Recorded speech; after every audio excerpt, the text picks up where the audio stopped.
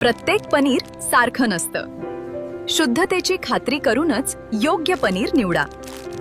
गोखोड मलाई पनीर हे शुद्ध दुधापासून तयार केलेले आहे, त्यामुळे त्यात नैसर्गिक दुधातील फॅट, प्रथिने आणि कॅल्शियम भरपूर प्रमाणात मिळते।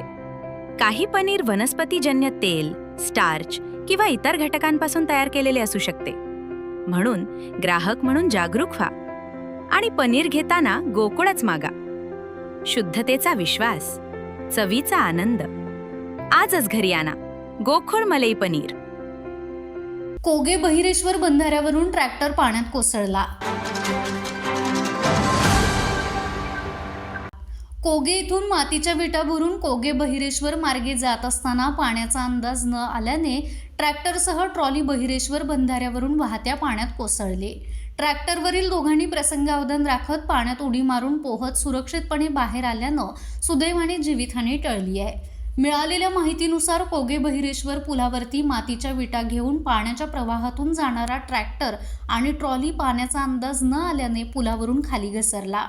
सुदैवाने जीवितहानी झाली नसली तरी मोठा अनर्थ टळला। गेल्या काही दिवसांपासून पावसामुळे कोगे बहिरेश्वर पूल पाण्याखाली आहे।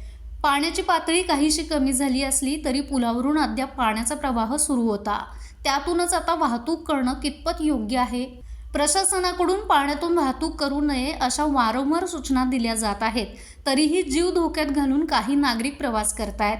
तसेच गेले 2 ते 3 वर्षांपूर्वी या पुलाचं काम पूर्ण केलं आहे, पण पुलाला आवश्यक सुरक्षा कठडे नसल्याने दुर्घटनेचा धोका वाढला असून तातडीनं सुरक्षा कठडे उभारावेत आणि पाण्याचा प्रवाह वाढल्यास वाहतूक पूर्णपणे बंद करावी अशी मागणी इथल्या स्थानिक नागरिकांकडून होत आहे।